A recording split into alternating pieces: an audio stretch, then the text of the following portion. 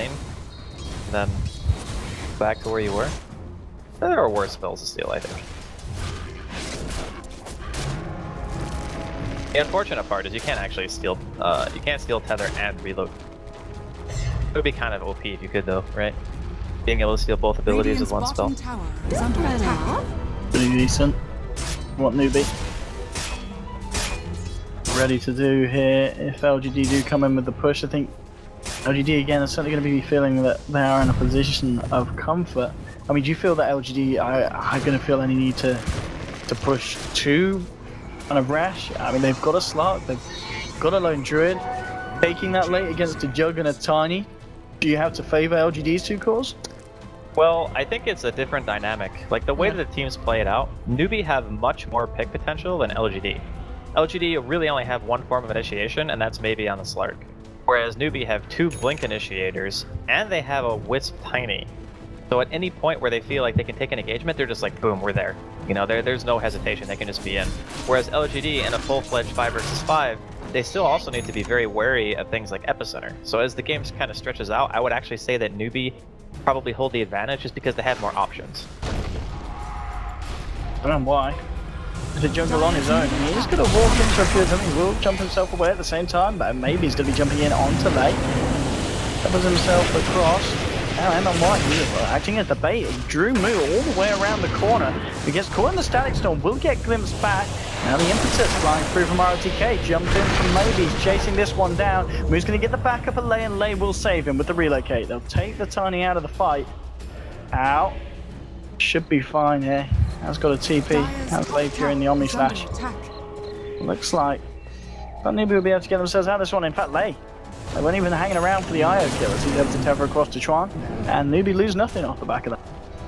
There's a couple of ultimates advantage, but nothing really too big either way. Like, Epicenter's still up, Relocate's not that long of a cooldown, Shadow Dance is pretty much the same thing, so... Need to be really careful though, they can't corrupt too much. Around. Too late. He's got the 2 points in Epicenter. He could try and look for something big, but the Ether Lance as well, it's going to do a lot at this point of the game. And oh, in fact, he just jumped straight in with the Bow Strike. Looking for Emma White. Moo trying to get himself close by the kinetic field. The Savage Roar from Psylocke, sending NEWBEE packing.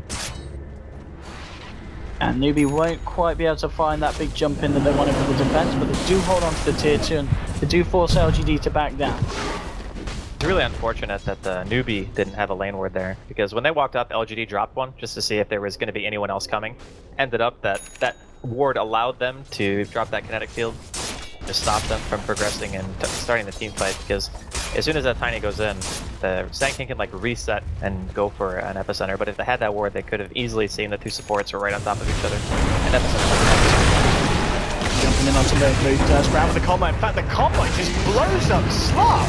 Alright, nice Slark you got there, Moo.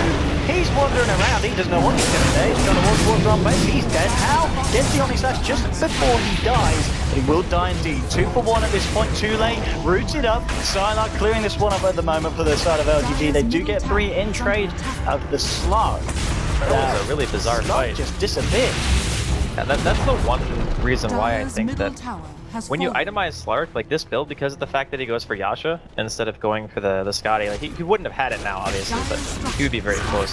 You need the stats to live through burst damage.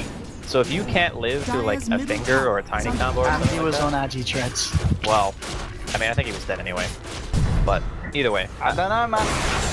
It's a more farm-oriented build. Okay. Okay. Bear down, boys. That's bestiality, boys. Don't try it, huh? Well, it's 300 gold. That's what it is. Actually, do try it, and then 300 gold. Deal. Right. Really, it's bad. Speaking from experience, that.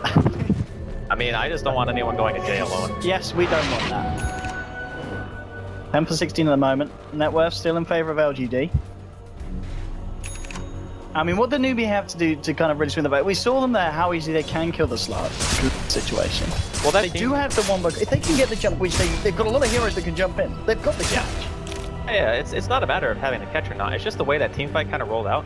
I think the Tiny just assumed that he was dead. Like, he killed the Slark, gets glimpsed, he's like, okay, I'm dead, but I'm going to try to deal a little bit of damage, so he runs, tries to hit somebody. Problem is, the Sand King didn't get Epi off. Like, Jactule needs a good Epicenter in those kind of situations. If you've already traded, your only real like strong bursting core. So Radiant's middle So tower. it was a weird engagement, to say the least, and I don't think that you want to take fights that way. They want to be trying to pick, and they don't want to be taking the full-fledged engagement unless the Sand King is ready. Throws out a casual burrow strike into Disruptor when they're carrying sentries, and they also have a Rubik. You're just going to get it stolen, and you're going to get blown up. As we were saying, NEWBEE, they certainly got the tools to pull off something big in these fights. Is under attack. You do make these mistakes, and now Antoine, Inky here on the tree line on the bottom. They're able to get some kind of jump if LGD come out. It's just going to be solo with the bear. Slowly farming out the creep wave with the Radiant Spur. How still waiting. I think someone's going to bite. Come out the lane, but LGD just playing very carefully at this point. Pings towards the top, lines are being drawn as well. Smoke.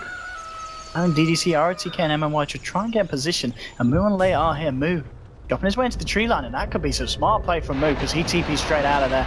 And that was a good move from Moo. Lei's going to go for the TP as well, but they've got the glimpse. Io won't be as lucky as the Tiny. Moo, the smart decision to get himself the hell out of there. No, it's very good awareness. But more importantly, MMY got his hands on Overcharge. Best spell ever. But in all seriousness, it's LGD controlling the map. They're just going everywhere looking for the team fights. They're not really letting the IO and Tiny farm on their own accord, which is something that you very commonly see, and a big reason why I think they're warding the way that they are too, is it's very common to see the IO Tiny just being together, pushing out lanes that are close to the base, farming the woods, generally playing safe and or off map because they know they can always get to the fight. There's never going to be a stage where the IO Tiny can't be there as long as relocate is available, so the way that they're playing around it, it's just pressuring those heroes directly, taking it so you never have to worry about the surprise factor of them just coming into a team fight when you try to go for maybe like kill on Hao, for example. So pressure continues. This ward might pay off. And Tule is about to feel some of this pressure. LGD looking for a bit of a wrap round. They're going to jump straight for the telekinesis from MMY. Bam! Tule caught out and taken down. He's out for the count for 50 seconds. No buyback here on the man, and LGD look this period as an opening to just go in for the Roshan. And deep amount of Sand King, it's going to be pretty hard for NEWBEE to contest. Yeah, this is a really tough game for Sand King, to be honest. Telekinesis is such an annoying spell because if you're sitting in Sandstorm, even without detection, very easily just throw Telekinesis, one of the people onto you, you get stunned. There's Static Storm, there's mass entries like Glimpse, is just a total nightmare. And you kind of have to be one of those guys who has amazing positioning throughout all the team fights because without your ultimate, the team fight is super hard to win. And not only that, but at the higher level MMY gets, like he's 11 now, he's going to start getting more points in the no field. He might even opt to go for something like a pipe because sitting on 2200 gold, or maybe he just goes, full YOLO vibes and Agon and stuff. He's having some with Sylar. MMY with the Stolen Stun from the Sand King jumps in. This IO, he's had to bail out Moo a fair few times, and late this time, there's not going to be any chance for Kevin to. The man's going to be dead. Look at that being dead out. Caught out in the mid lane here, and this man, he's a dead man. Can't get himself out. The control there, more than enough for Disruptor. At the same time, of course, LGD did pick up fire on the way back in, and maybe he spots out more with the ward there by the secret shop, jumping up to the high ground, looking for Tule. Tule will get themselves the blink out. Be a blink picked up on the jug and the 4-staff now on the line. So if you need mobility, NEWBEE have got it covered. But LGD got the team fight control with the disruptors. We saw that from DDC. Yeah, the blink dagger is kind of a nice choice because in a perfect world you can blink and then find like the enchantress, or you can go for the disruptor, get like part kills that are fairly high priority. But the problem is there's glimmer on the disruptor right now. MMY has almost got full Yules. So both of those heroes are going to have ways of stopping your ultimate. LGD just massacring the mid-racks right now of NEWBEE, and there is no rebuttal whatsoever. Stunning finger on maybe it's not enough first, so he stays about 2 lanes. He's jumped in there with the epicenter. It's not quite enough damage though. They're all still alive on the side of LGD, and there's going to be 2 dead on NEWBEE. How moving forward with the Blade Fury, trying to find MMY. He's going to get knocked down.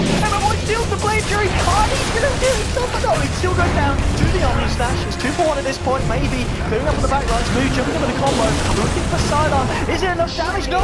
Sylar's going to be able to walk it off. RTK throwing the impetus into the face of Tiny. It's an ultra kill for maybe as he's just cleaning up this fight. And an incredibly painful one there for NEWBEE. There's only buyback available on Moo's Tiny. And that that could be game ending here. NEWBEE needs something big. They've got to wait 30 seconds really before they got Joe getting that advantage. They just GG out. It's all too much. LGD do it there with their final advance. And the slide just got too